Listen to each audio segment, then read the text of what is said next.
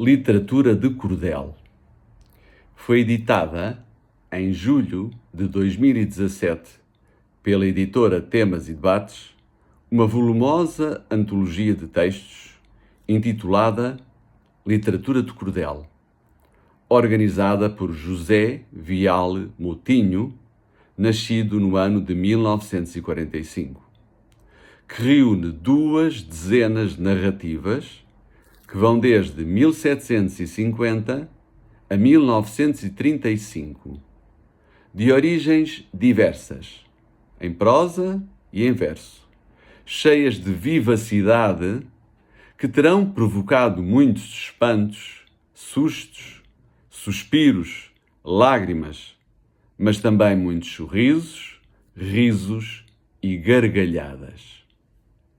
Esta obra faz-nos regressar ao tempo em que as histórias eram publicadas em vários capítulos, impressas em formato de caderno e suspensas de um cordel para serem vendidas em local fixo ou nas ruas, nos mercados e feiras, nas aldeias, pelos próprios autores ou por outros, sobretudo pelos cegos, que passavam e levavam as folhinhas, as ditas folhinhas presas à própria roupa, constituindo verdadeiras montras ambulantes de livraria.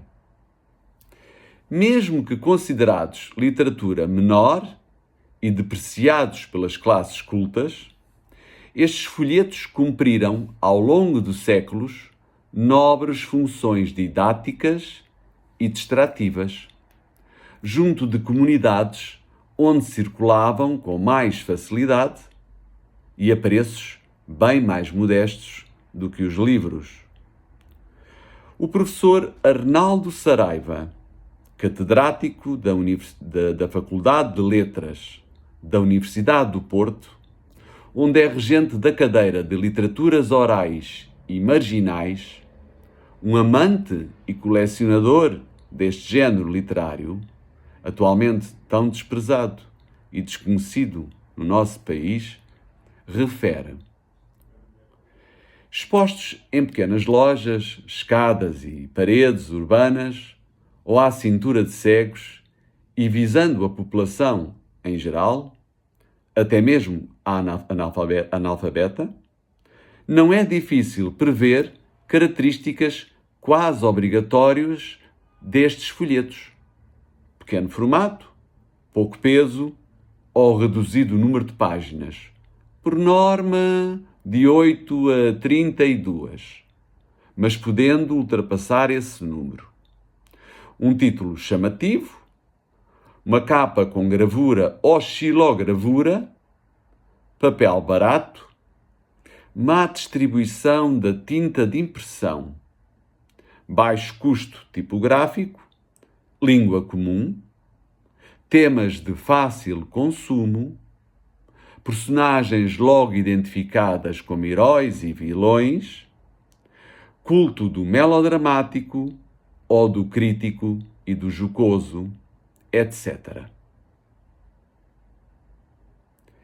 Este género de literatura popular remonta ao século XVI, à época do Renascimento, quando se popularizou a impressão de relatos orais, os romanceiros, feitos pelos trovadores medievais, artistas populares que compunham e declamavam poesias acompanhadas de viola, muitas vezes com melodias, e desenvolve-se até à época contemporânea. É ao erudito Teófilo Braga que se deve fixar no nosso país da expressão literatura de cordel, que terá vindo de Espanha como pliegos de cordel. O nome cordel está ligado à forma de comercialização desses folhetos, à maneira como eram expostos para venda, ao facto de estarem suspensos de um cordel, pelo método de qualquer vulgar apreensão e não ao seu conteúdo.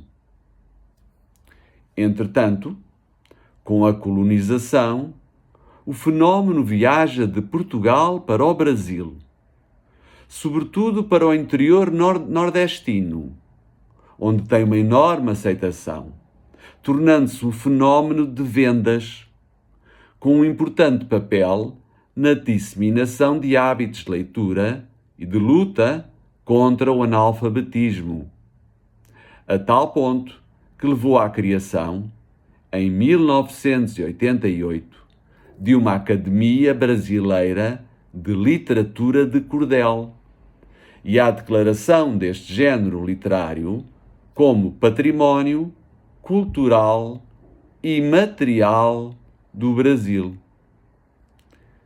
Ironicamente, no Brasil, continua particularmente ativa.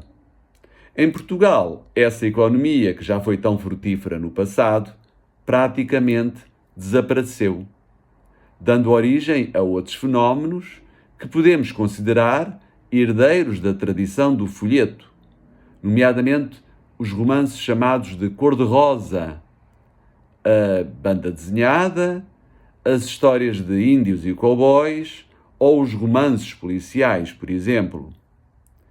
Carlos Drummond de Andrade, um dos maiores poetas brasileiros do século XX, definiu deste modo uma das modalidades deste tipo de literatura, a poesia. Disse ele sobre a poesia de cordel: a poesia de cordel é uma das manifestações mais puras do espírito inventivo, do senso de humor e da capacidade crítica do povo brasileiro, em suas camadas modestas do interior. O poeta cordelista exprime com felicidade aquilo que seus companheiros de vida e de classe económica sentem realmente. A espontaneidade e graça dessas criações fazem com que o leitor urbano, mais sofisticado, lhes dedique interesse, despertando ainda a pesquisa e análise de eruditos universitários. É esta, pois, uma poesia de confraternização social que alcança uma grande área de sensibilidade. Fim de citação. Não só existe uma grande diversidade de modalidades de literatura de cordel, como os temas são os mais variados. Não há limite para a criação de temas dos folhetos, embora, por norma, pertençam ao universo local, regional, tradicional, popular, informal, marginal, inscritos na memória das histórias que passavam de boca em boca. Praticamente todo e qualquer assunto pode virar cordel nas mãos de um escritor competente. Não se fique com a ideia de que só eram publicados textos mais vulgares. Também textos de qualidade superior de escritores de nomeada, como é o caso de Gil Vicente, do poeta Chiado, de José Daniel Rodrigues da Costa, de António José da Silva e de outros tantos, lá iam surgindo. Até Camilo Castelo Branco, no início da sua atividade como escritor, se valeu da literatura de cordel, aproveitando um crime hediondo ocorrido em Lisboa para escrever o célebre folheto Maria, não me mates que sou tua mãe. E outro, também de autoria de Camilo Castelo Branco, sobre José do Telhado, que era um capítulo arrancado, digamos assim, das memórias do cárcere. Se gostou deste conteúdo, coloque um gosto para que ele possa ser passado para outras pessoas. Gratidão e até à próxima.